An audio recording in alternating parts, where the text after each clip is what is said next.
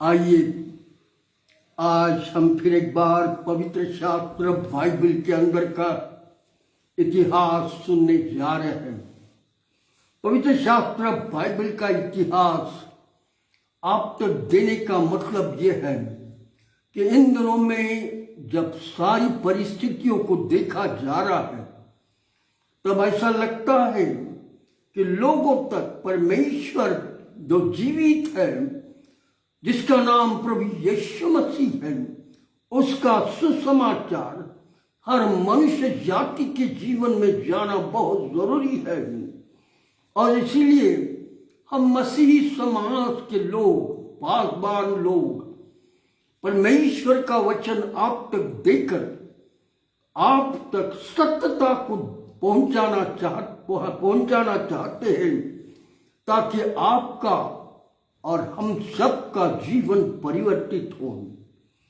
आने वाले शनिवार से हम हर शनिवार को उद्धारकर्ता प्रभु यीशु मसीह के विषय में सुनेंगे और हर बुधवार को हम पवित्र शास्त्र बाइबल का इतिहास सुनेंगे। यह इतिहास प्रभु यीशु मसीह का उद्धारकर्ता का इतिहास हम मनुष्य जाति को शारीरिक और आत्मिक जीवन में बढ़ाएगा और अनंत जीवन का वारिस हम हो जाएंगे। हम आने वाले आत्मिक उन्नति के लिए आनंद से इसे सुने, यह मेरी प्रार्थना है। इसे सुनने से आपके आत्मा में शांति आएगी, आपके घर में दया, प्रेम और करुणा और शांति स्थापित होगी। आपका जीवन, आपका घर उजियाले के मानदीन चमकने लगेगा, क्योंकि आपने जीवित परमेश्वर पर विश्वास किया है, ये सुनकर।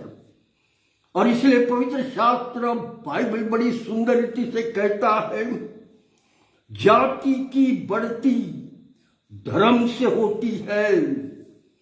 फिर एक बार सुनिए, जाति की बढ़ती धर्म से होती है, परंतु पाप से देश के लोगों का अपमान होता है।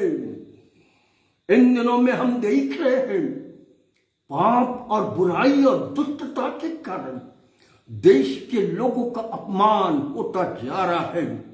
और इसलिए इसे बड़ी सुंदर रीति से मराठी में कैसा कहा, देखो, धार्मिकतेनं राष्ट्राची उन्नती होते, परंतु पापानं प्रजेची अप्रतिष्ठा ठरते। फिर एक बार मैं इसे कहूंगा, मराठी में है, महाराष्ट्र, धार्मिकतेनं राष्ट्राची उन्नती होते, परंतु पापानं प्रजेची अप्रतिष्ठा ठरते। हा मित्रगण, पाप के कारण मनुष्य जाति का अपमान होता है, और वही बुराई मनुष्य जाति के अंदर बढ़ते जाने के कारण सब तरफ अशांति फैलती जाती है। इसीलिए पिछले शनिवार को जब हम सुन रहे थे पवित्र शास्त्र बाइबल में से, परमेश्वर ने सदोम और अमोरा को देखा, और सदोम और अमोरा का दुष्टता, सदोम और अमोरा के पाप, व्यभिचार, दुष्टता, खून खराबा, आगजनी, लोगों की चिल्लाहट परमेश्वर ने सुनी। हमारे देश की भी आवाज कहीं पहुंच ना जाए, इसलिए पवित्र शास्त्र के गहरी बातों को आप तक लाकर आपके अंदर शैतानी वातावरण को निकालना, यह मेरे परमेश्वर का कर्तव्य जो हमें करना है, उसे आप तक दे रहे, ताकि हर इंसान मेरे देश का बचाया जा सके। हमने देखा सदोम और अमोरा के पाप, सदोम अमोरा की दुष्टता, उसके कारण परमेश्वर ने पूरा सदोम और अमोरा नाश किया, आग और गंधक जलाई, आप कहेंगे ये तो दंत कथा है। मित्रगण, नहीं, यह इजराइल देश के यरूशलेम और तेल अवीव से 29 किलोमीटर पर स्थान है, जो आज भी बजरंग बना हुआ है। समझ लीजिएगा, वहां एक घास भी नहीं उगती, आग और गंधक से जलाया जाएगा। और इसीलिए मित्रगण, सदोम और अमोरा के लोग पाप और दुष्टता, मार काट, खून खराबा, लूटपाट, बेईमानी और हर प्रकार की बुरी जिंदगी से जीने वालों का नाश हुआ। वे जीवित परमेश्वर का भय नहीं मानते थे, और परमेश्वर है ही नहीं मानते थे। उनके अंदर इतनी दुष्टता शैतान ने भर डाली थी कि वह परमेश्वर से डरते नहीं थे,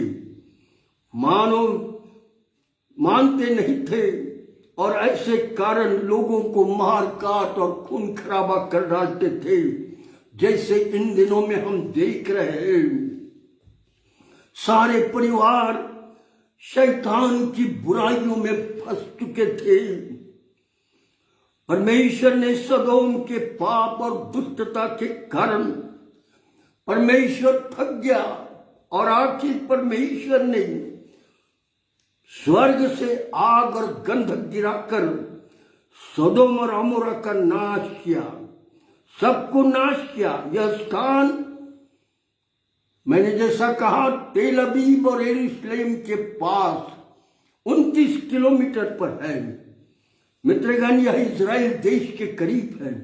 इसलिए हम अपने देशवासियों को यही इतिहास सुनाकर अपने लोगों को बुराई, दुष्टता, व्यभिचार, खून खराबा, इन सारी बुरी बातों से बचाना चाह रहे हैं, और कह रहे बच्चों बुराई से, भाइयों बहनों बुराई से, बेटी बेटियों बुराई से, दुष्टता से दूर हट जाओ, क्योंकि दुष्टता का परिणाम नाश है।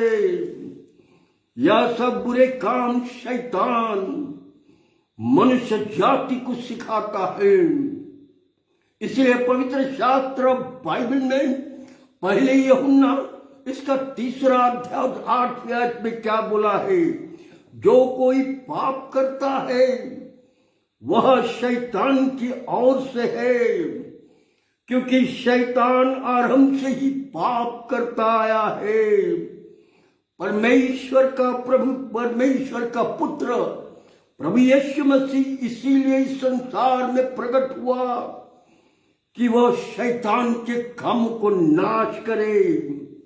हाँ मित्रगण, शैतान के कामों को नाश करने वाला परमेश्वर मसीह यीशु क्रिश्चियन समाज का नहीं है, परंतु सारे विश्व का प्रभु जीवित आज जो है उसका नाम यीशु प्रभु है। वो ही बचाएगा, बाकी कोई नहीं। और इसीलिए हमें वचन के द्वारा आपको बचाना है।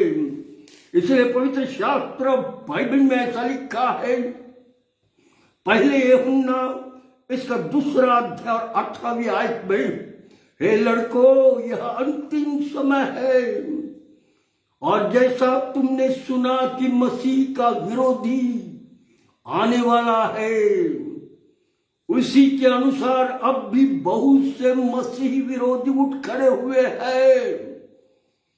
इस धरती पर, इस पृथ्वी पर मसीही विरोधी खड़े किया है शैतान ने। और हमारे लोग जिनको हम प्यार करते, वो उनके साथ होकर मसीह कलीसियों को तोड़ रहे, मसीही चर्चेस को तोड़ रहे हैं, मसीही मंडली में लोगों को मार रहे हैं, पास्टरों को मार रहे हैं। इसका परिणाम दुष्ट होगा। इसी से हम समझ जाते हैं कि यह अंतिम समय है, क्योंकि आज मेरे भारत देश में लोग बुराई की तरफ दौड़ते जा रहे हैं, दुष्टता की ओर दौड़ते जा रहे हैं। इसलिए उनको यीशु की प्रार्थना पसंद नहीं, क्योंकि शैतान अंदर बसा है। ओ मनुष्यों के मध्य में जिन्होंने इनको उचका कर खड़ा करके मसीहियों के चर्च तोड़ने लगाया, मसीहों की मंडली के पास्टर को मारने लगाया, यह शैतान का काम है। और इसलिए पवित्र शास्त्र बाइबल में यूहन्ना पहले यूहन्ना 2 और 22 में कहा, झूठा कौन है? केवल वह जो यीशु मसीह का इनकार करता है। झूठा कौन है? केवल वह जो यीशु मसीह होने से इनकार करता है। और मसीह का विरोधी वही है जो पिता का और पुत्र का इनकार करता है। और आज हम यीशु मसीह का इनकार करते हैं क्या? अगर हम यीशु मसीह का इनकार करते हैं, इसीलिए हम पास्टरों को मारते हैं, इसीलिए हम चर्चेस तोड़ डालते हैं, इसलिए हम बुराई को करते हैं। परंतु परमेश्वर का वचन आगे क्या कहता है देखो। पहले यूहन्ना 4 अध्याय और 8 वचन में, जो प्रेम नहीं रखता वह परमेश्वर को नहीं जानता, क्योंकि परमेश्वर प्रेम है। इतना भयंकर देखने के बावजूद स्वर्गीय परमेश्वर आज भी शांत है, क्योंकि उसका समय आने वाला है। हाँ मित्रगण, वो वक्त दे रहा है। हर मनुष्य जाति को बदल जाओ, बुराई छोड़ दो, दुष्टता छोड़ दो, पाप छोड़ दो, व्यभिचार छोड़ दो, अत्याचार छोड़ दो और सारी दुष्टता को छोड़कर सही मार्गों पर, सत्य मार्गों पर चलो। यही परमेश्वर की इच्छा है। क्योंकि परमेश्वर को नहीं जानता कि वह प्रेम है। हाँ मित्रगण, आप इतनी दुष्टता कर रहे हो, आप चर्चेस तोड़ रहे हो, आप पासवानों को मार रहे हैं, कलीसियाओं के अंदर जाकर लोगों को लाठियों से मार रहे हो, उसके बावजूद प्रेम करने वाला परमेश्वर आप पर प्रेम कर रहा है। उसने कितनी सुंदर बात कही, तुम अपने शत्रु से प्रेम रखो। कोई धर्मशास्त्र इस प्रकार से नहीं कहता, कोई समाज इस रीति से नहीं बोलता, परंतु स्वर्ग का परमेश्वर अपने बच्चों के लिए कहता कि मैं प्रेम करो। तुम्हारे शत्रु है परंतु उनसे प्रेम रखो। मित्रगण, आप बदल जाओ। आपके अंदर की दुष्टता निकाल देने के लिए यही कलीसिया के लोग, यही पासवान आपके लिए आंसू बहाकर स्वर्ग के परमेश्वर के पास रोते और कहते, प्रभु मेरे लोगों के बचाओ, प्रभु इनकी आंखों को खोल, इनकी बुद्धि को खोल, ताकि वे सत्यता को जान सके। हाँ मित्रगण, यदि तुम और मैं परमेश्वर के प्रेम को जानेंगे तो परमेश्वर हमें वो आशीष देगा आपको और मुझे, जो आशीष स्वर्ग से रखी हुई है। और इसीलिए आगे जो मैं इतिहास आपको बता रहा था कि अब्राहम और सारा बूढ़े थे, पर परमेश्वर की वाचा अब्राहम और सारा के साथ थी। इसीलिए उत्पत्ति किताब 21 और 2 में क्या कहा, सारा अब्राहम से गर्भवती हुई और उसके बुढ़ापे में उसी नियुक्त समय में जो अब्राहम ने उससे ठहराया था, परमेश्वर ने उससे ठहराया था, एक पुत्र उत्पन्न हुआ। अब्राहम ने अपने पुत्र को जो सारा से उत्पन्न हुआ था उसका नाम इसहाक रखा। और इसहाक के 8 साल की उम्र में, 8 दिन की उम्र में, 8 दिन की उम्र में उसकी खतना की और खतना करके सारा के पास दिया। और सारा ने कहा, परमेश्वर ने मुझे प्रफुल्लित किया है, इसलिए सब सुनने वालों मेरे साथ प्रफुल्लित हो। उत्पत्ति किताब इसका 21वां अध्याय और 9वें आयत में क्या लिखा है? पर यह मिस्री हाजिरा का बेटा इस्माइल सारा पर हंसने लगा और उसकी सारा की मजाक उड़ाने लगा। यह देखकर सारा ने अब्राहम से कहा, अब्राहम, ये इस्माइल को और उसकी और तेरी बटकिनी सारे हाजिरा को मेरे सामने से निकाल दे। परंतु जब ये बात सारा से अब्राहम ने सुनी, तब अब्राहम को बड़ा दुख हुआ, क्योंकि उसका पुत्र इस्माइल है। पवित्र शास्त्र बाइबल ऐसा कहती है, 21वां अध्याय और 12वें वचन में, परंतु परमेश्वर ने अब्राहम से कहा, उस लड़के और तेरी दासी के कारण तुझे बुरा न लगे। जो बात सारा तुझसे कह रही है वह मान, क्योंकि जो तेरा वंशज कहलाएगा वो इसहाक के द्वारा ही कहलाएगा। देखो, यहोवा परमेश्वर इब्राहिम से क्या कह रहा है कि मैं तेरी दासी के पुत्र इस्माइल से एक जाति बनाऊंगा। मित्रगण, यहां परमेश्वर इस्माइल के जरिए एक जाति बनाने पर है, वो है मुसलमान समाज का निर्माण यहां से शुरू होगा। मुसलमान समाज, पिछले दिनों में हम सुन रहे थे, इस पृथ्वी पर नूह की संतान शेम, याम और यापेत, इन 3 बेटों के कारण संसार के सारे देशों में लोग बस गए। शेम, हाम और यापेत, इन 3 नूह की संतान के द्वारा पृथ्वी पर असंख्य भाषाएं आई और ये सब सारे पृथ्वी पर फैल गई। और उन्हीं के बाद यह संतान इब्राहिम को मिली।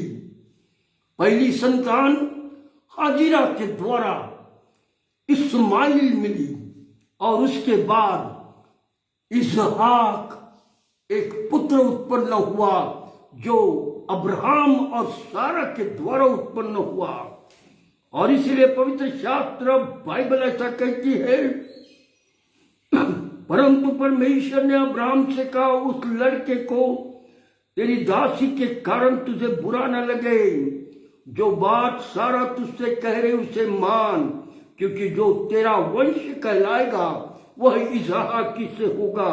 देखो, यहाँ परमेश्वर इब्राहिम से क्या कह रहा है कि मैं तेरी दासी के पुत्र इस्माइल से एक जाति बनाऊंगा।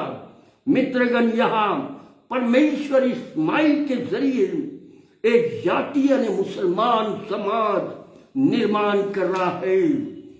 उत्पत्ति किताब इसका 21 और 14 में ऐसा लिखा है, इसलिए अब्राहम ने सवेरे तड़के उठकर रोटी और पानी से भरी हुई चमड़ी की थैली भी हाजिरा को दी और उसके कंधे पर रखी और उसके लड़के को देकर विदा किया और वह चली गई और बेरशबा के जंगल में भटकने लगी।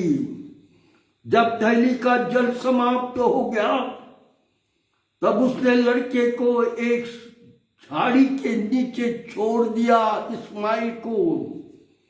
और पवित्र शास्त्र बाइबल ऐसा बता रही है, उत्पत्ति किताब 21 और 16 में, और आप उससे थोड़ी दूर पर जाकर बैठ गई और कहने लगी, मैं अपने पुत्र की मृत्यु देख नहीं सकूंगी।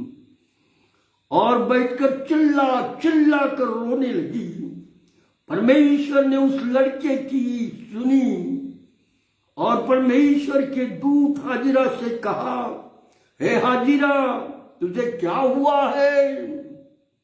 मत डर, क्योंकि जहां तेरा लड़का है वहां से उसकी आवाज परमेश्वर ने सुनी। इसीलिए यहां पर मुसलमान समाज मक्का में आकर दुआएं मांगता है।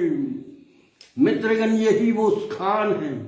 उत्पत्ति किताब 21 और 18 में ऊंट अपने लड़के को उठा और अपने हाथ से संभाल, क्योंकि परमेश्वर कह रहा है मैं उससे एक बड़ी जाति बनाऊंगा। यहां परमेश्वर इसलिए इस्माइल के द्वारा एक बड़ी जाति, मुसलमान जाति बनाने जा रहा है।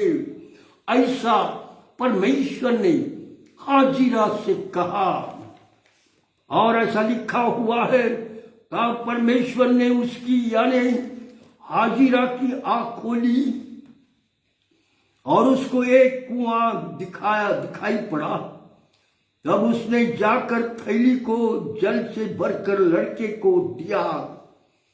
परमेश्वर उस लड़के के साथ रहा और जब वह बड़ा हुआ तो जंगल में रहने लगा और रहते रहते धनुषधारी इस्माइल बना।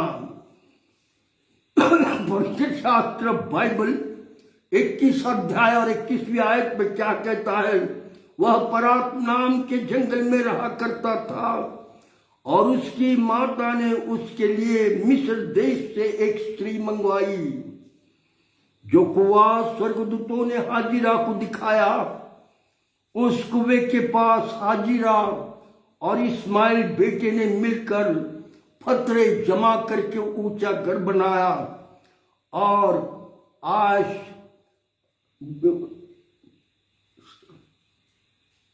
गढ़ बनाया और आज वह मक्का मदीना है। आज वही मक्का मदीना है। लोग यहाँ पर जाते, यह अरब है। यहाँ से मुसलमान समाज बढ़ता गया। इन पर भी प्रभु यीशु मसीह की आशीष है। ये प्रभु यीशु मसीह को नहीं मानते, परंतु मैं आपको बताना चाहता, अनदेखे परमेश्वर का रूप यीशु है। जिस परमेश्वर ने अब्राहम के द्वारा इस्माइल का जन्म होने दिया, उसका नाम यीशु है। और उसी यीशु ने अब्राहम पर अपनी आशीष डाली और इस्माइल आज मुसलमान समाज का मेन व्यक्ति ठहरा है। हाँ मित्रगण, यह सत्य इतिहास आप तक देता हूं ताकि लोग सत्यता को जाने। भले ही लोग मुसलमान समाज ये कहती है कि यीशु परमेश्वर नहीं है, यह यीशु कुछ नहीं है, परंतु वही मुसलमान धर्मशास्त्र का कुरान शरीफ कहता है ईसा अलैहिस्सलाम बादलों पर बैठकर आने वाले हैं और संपूर्ण इंसान का न्याय करने वाला है। मित्रगण, न्यायाधीश सबसे बड़ा वो ही है। जब आप उस बात को मानते तो आप इस बात को भी मानिए कि ईसा ही सब कुछ है। ईसा ने ही संपूर्ण पृथ्वी पर मनुष्य जाति को नई नई भाषा दी। वो ईसा ही है। उसी ईसा ने मनुष्य जाति के पाप के लिए अपना प्राण क्रूस पर दिया। वो ईसा है। उसके ही रक्त के द्वारा मनुष्य जाति पाप से छुटकारा पाता है। ना कि बकरे, ना कि गाय, ना कि बैल, ना कोई जानवरों का लहू। केवल ईसा मसीह का लहू मनुष्य जाति को पापों से छुटकारा दे सकता है। और इसका ईमान हमको और मुझे रखना है, क्योंकि ये सत्य है। अंतिम दिन है और सत्यता आप तक पहुंचनी चाहिए। इसीलिए आने वाले शनिवार से प्रभु यीशु मसीह उद्धार करता करके इस संसार में क्यों आया है, इसका इतिहास आप तक दूंगा, ताकि आपके कान, आपकी आंखें ये जानने पाए कि सत्य क्या है। बहुत हो चुका है, हम अंधेपन में रहकर अपना नाश करने के लिए तुले हुए हैं। अपना नाश ना करिए, सत्यता को जानिए, परमेश्वर के प्रेम के करीब आइए और डर कर मैं पाप नहीं करूंगा, मैं बुराई नहीं करूंगा, मैं दुष्टता नहीं करूंगा, क्योंकि ये सारी बातें जो बुराई की है उस शैतान के पास से हम पर आई है, हम उसे दूर रखेंगे। और उसकी शक्ति, उससे दूर रखने वाली शक्ति अगर किसी के पास है तो केवल प्रभु यीशु के पास है। ओ वो परमेश्वर है, वही पुत्र बनकर इस संसार में आया ताकि मेरे और आपके पापों के लिए अपना प्राण दे और तीसरे दिन मृतकों में से जीवित हो और स्वर्ग जाए, और एक दिन आने वाला है।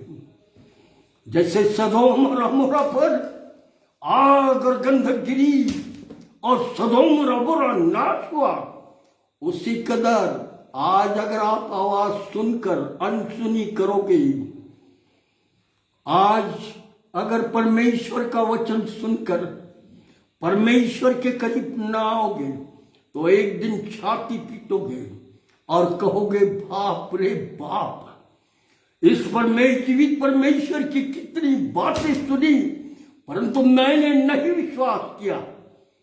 परंतु आज सत्यता देख रहा हूं। मित्रगण, वो समय खत्म हो जाएगा, आपको उद्धार प्राप्त नहीं होगा अंत में। ये समय है नम्रता का, ये समय है अपने आप को नम्र बनाने का, यह समय है पश्चाताप करने का, यह समय है सत्य को ग्रहण करने का और परमेश्वर के साथ मिलकर तमाम बुरी बातों को अपने जीवन से छोड़ने का। उसके लिए तौबा, पश्चाताप करना है, रिपेंटेंस करना है और कहना है प्रभु मुझ पापी पर दया कर। आज मेरे अपराध बहुत है प्रभु, इन हाथों ने खून किए, इन हाथों ने चोरियां की, इन हाथों ने कितनी बुरी बुरी बातें की, मैं क्या बताऊं। प्रभु मेरे पापों को क्षमा कर। ये नम्रता जिस दिन आपके अंदर आएगी, प्रभु स्वर्ग का दरवाजा आपको लिए खोलेगा। परंतु अगर नम्रता आपके जीवन में ना होगी, चाहे आप कोई क्यों न हो भाई, इस पृथ्वी पर का आपको स्वर्ग नहीं मिलेगा जब तक नम्रता आपके अंदर न आएगी। परमेश्वर आपको नहीं देखेगा। परमेश्वर जब आपको देखेगा, आप रो रहे हैं, पश्चाताप कर रहे हैं पापों के लिए और प्रभु यीशु से कह रहे हो, तब आप बचाए जाओगे और स्वर्ग का दरवाजा आपके लिए खुलेगा। प्रभु आज इस वचन के द्वारा आपके दिलों से बातचीत करता रहा। मित्रगण, समय थोड़ा है और उस थोड़े समय में आपको समय मिल चुका है कि प्रभु के पास आ जाओ और कहो प्रभु मुझ पर दया कर। घर की अड़चनें दूर होगी, घर की समस्या दूर होगी, घर के अंदर का अशुद्धता दूर होगा, घर के अंदर की मारकाट दूर हो जाएगी। पति पत्नी का प्रेम जो टूट रहा है इन दिनों में, वो नहीं टूटेगा पर जुड़े रहेंगे। परमेश्वर उस परिवार की रक्षा करेगा। यदि आज आप सुनेंगे तो आपको प्रभु आशीष देगा। मित्रगण, यदि आपका घर अव्यवस्थित है, आपके घर में शांति नहीं है, आपके घर में प्रेम नहीं है, आपके घर में पति पत्नी बच्चे झगड़ते हैं, तो आज केवल नम्र हो जाओ और प्रभु से कहो मेरे घर पर दया कर। मित्रगण, दया का सागर प्रभु यीशु आपके सारे अपराधों को मिटा देगा और आपके घर में, आपके आजू बाजू के लोगों में आपका ऊंचापन लाएगा और आप धर्मी व्यक्ति गिनाए जाओगे। प्रभु आज शाम को आपको आशीष दे। आने वाले शनिवार को प्रभु यीशु मसीह इस संसार में उद्धार करता क्यों आया है, यह सुनने जा रहे हैं। आइए हम प्रार्थना करें। हमारे अत्यंत दयालु परमेश्वर पिता, जो वचन तूने मुझे दिया था अपने प्रिय लोगों के मध्य में देने को, उसे मैंने आज प्रभु तेरे लोगों के मध्य में दे दिया। हमारी तुझसे प्रार्थना है प्रभु, हर एक को तू स्पर्श कर। हम जानते हैं प्रभु, जो लोग पासवानों को मार रहे हैं, चर्चेस तोड़ रहे हैं, वो सब लोगों को तू स्पर्श कर, उनके मनों को नम्र बना, ताकि वे सत्य परमेश्वर को जानकर अपने जीवन का बचाव कर सके। ऐसा होने दे। हे दयालु यीशु, मेरे देश पर अपनी आशीष रख। जो कुछ भी गड़बड़ियां चल रही है उसे शांत कर प्रभु। हमारे देश का आवाज स्वर्ग तक ना पहुंचे, और इसलिए प्रभु हमारे देश में आत्मिकता को डाल दे। हमारे देश का हर एक व्यक्ति सत्यता को जानकर तेरे पीछे चले। ऐसा होने दे। आज सबकी रक्षा करना यीशु प्रभु के नाम से, आमीन आमीन।